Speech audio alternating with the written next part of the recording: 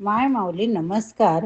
विविध महान संत महिमा ग्रंथ महिमा श्री संत तुकाराम महाराज भाग 8 कथासार अभिवाचन करत आहे. आज आपण बघूया तुकारामाचे शिष्य. तुकारामाचा धाकटा भाऊ कान्होबा हा सुद्धा तुकारामाचा शिष्य झाला. तो त्याच्याबरोबर राहू लागला. घोडभट पौराणिक शिवाजी कासार लोहगावकर, नावजी माळी, बहिणाबाई शिरपूरकर, कंचेश्वर नाग साकणकर, निळोबाराय पिंपळनेरकर, महिपती यांनी तुकारामाला आपले गुरु मानले. कारण यापैकी काहींना तुकारामाने स्वप्नात येऊन दीक्षा दिली होती. मठस्थापना करून शिष्यत्व देऊन शिष्य शाखा निर्माण करण्याचे त्यांनी जाणीवपूर्वक टाळले होते. म्हणून त्यांनी कोणालाच प्रत्यक्ष शिष्य केले नाही. पण तरी तुकारामाचे 14 पट शिष्य मानले जातात. अनेक कर्मठ ब्राह्मण, माणी पंडित, शास्त्री यांनीही तुकारामाचे शिष्यत्व स्वीकारले होते.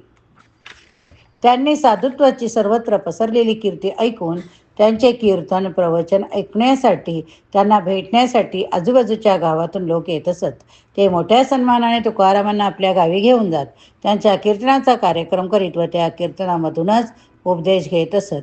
त्यांच्या कीर्तनाला येणाऱ्या विविध प्रकारच्या मंडळींना त्यांनी भक्ती मार्गाला लावले होते. तुकाराम महाराज आपल्या कीर्तनातून सांगत की, लोको, जर तुम्हाला आपल्यावर देवाची कृपा व्हावी असे वाटत असेल तर तुम्ही तुमचे चित्त नेहमी शुद्ध ठेवा. श्रीहरीचे नामस्मरण करण्यात वेळ घालवावा. कधीही दुसऱ्याचे दोष काढू नका. सगळ्यांची गोड बोला. नेहमी परोपकार करा. भावे गावे गीत शुद्ध करोनिया चित्त. जरी तुझ व्हावा देव तरी हा सुलभ उपाय. आणि काचे का आणि गुणदोष मनानाने. तुका म्हणे फार थोडा करी उपचार. कीर्तनाला येणारे शेतकरी, व्यापारी, सैनिक, शिलेदार हे सारे तुकारामांना काहीतरी उपदेश करावयास सांगत. तेव्हा त्यांना तुकाराम महाराज म्हणत, तळहातावर शिर घेऊन रणांगणात लढणारी तुम्ही माणसं, मी तुम्हाला काय सांगणार.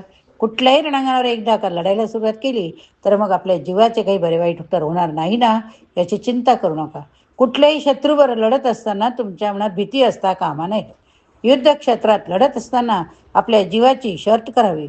पट्टीचं शूर असंच म्हणून घ्यावं. भांडणाचे झाले मग जीवाचे काय झाले. हो नंदावे पुढती भयाची ते आड जाते. करिता बरोबरी काही न ठेवावे उरी. तुका म्हणे शूर भावे धुरेशीच दूर. तुकारामाचे कीर्तनाचे सोहळे प्रचंड प्रमाणात सुरू होते.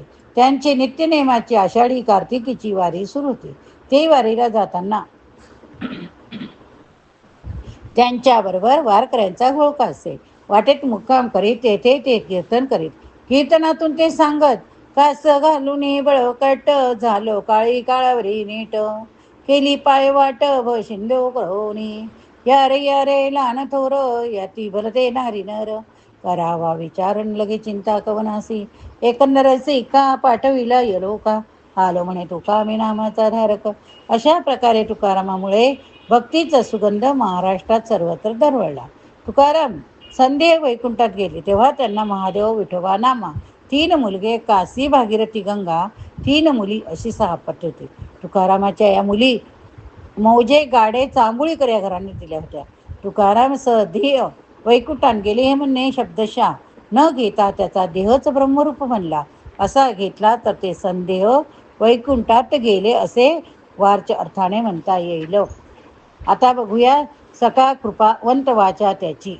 धर्म रक्षण हेच तुकारामाने आपल्या जीवनाचे प्रमुख कार्य मानले होते. यासाठी त्यांनी उच्च नीच भेदभाव नाकारले. ज्या घराण्यात किंवा कुळात विष्णुदासाचा जन्म होतो तेच कुळ पवित्र होय असे ते म्हणत. तसेच ज्या भूमीवर या विष्णुदासाचा जन्म होतो, कार्य मंत घडते तो देश, ती भूमी पवित्र होय अशी त्यांची भूमिका. सामान्य लोकांना साधन मार्ग दिला पाहिजे.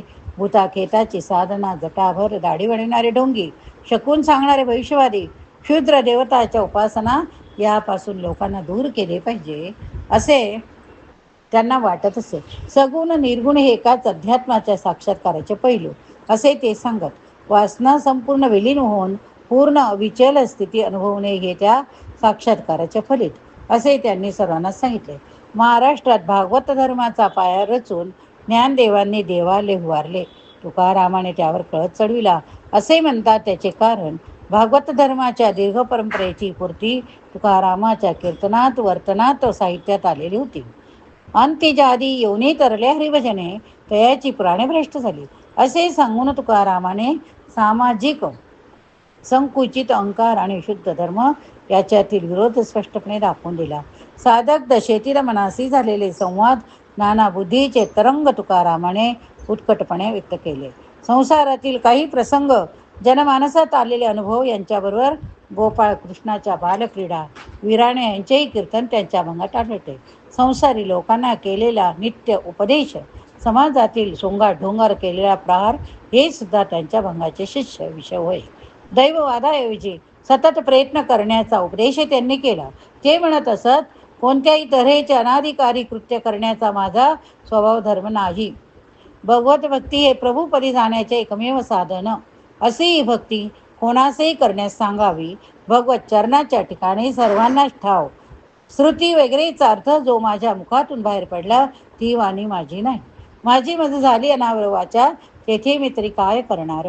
माझ्या मुखाने सर्व अंग पांडुरंगाच वदवित आहे. वेद श्रुती यांचा अर्थ सांगण्या इतका मी थोडाच विद्वान आहे. आपुली बळे नाही मी बोलत. सका कृपावंत वाचा त्याची मी या देववाणीला मी कसा आळू घालू. माझ्या हातात काहीच नाही राहिले नाही. छत्रपतीची भेट, शिवरायांची तुकारामाविषयी भावना काय होती या संदर्भात एका सुंदर प्रसंगाची नोंद इतिहासात आहे. या प्रसंगातून परमार्थी राजाच्या अंतःकरणाची श्रीमंती जशी कळते, तशीच विरागी संत तुकारामाच्या अंतःकरणाची श्रीमंती दिसून येते.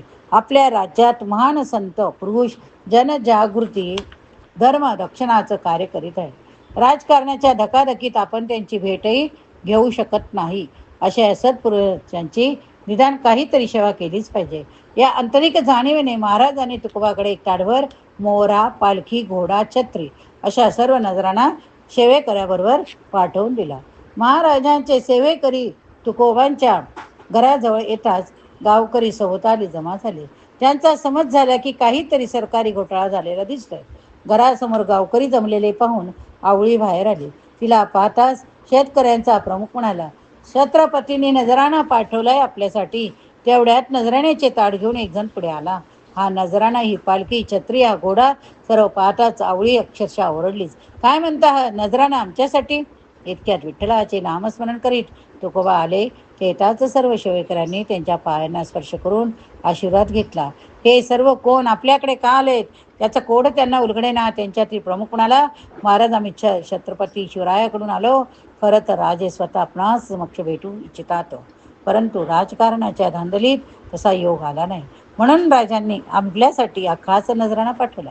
तुकोबांनी शांतपणे या नजराण्याकडे पाहिले आणि म्हटले, माझ्या काय कामाचे वैभव?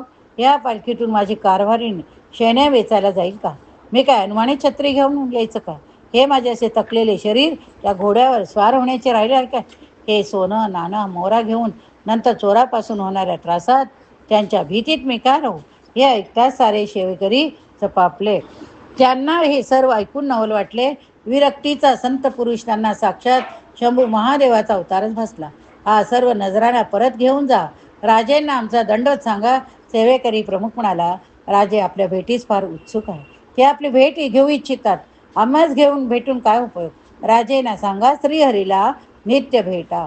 त्यांचं नामस्मरण केल्यानं मन शुद्ध राहील. एवढंच केलं तर आम्हाला आनंद होईल. सर्व सेवेकरी तुकोबांना दंडवत घालून माघारी फिरले. या घटनेला बराच काळ लोटला. तुकोबांना अचानक काय वाटलं? त्यांनी महाराजांना एक पत्र लिहिल्यास सांगितलं. अंतकरणापासून त्यांनी त्या पत्रावर अभंगात्मक मजकूर लिहिला. आता बघूया काय मजकूर लिहिला तो आम्ही ऐकूया. ऐसी माझ्या वाणी दिनरूप आहे, करुणा त्या आहे हृदयास्तासी. न हो केविल वाणी, न हो आम्ही दीन, सर्वदा शरण पांडुरंगी.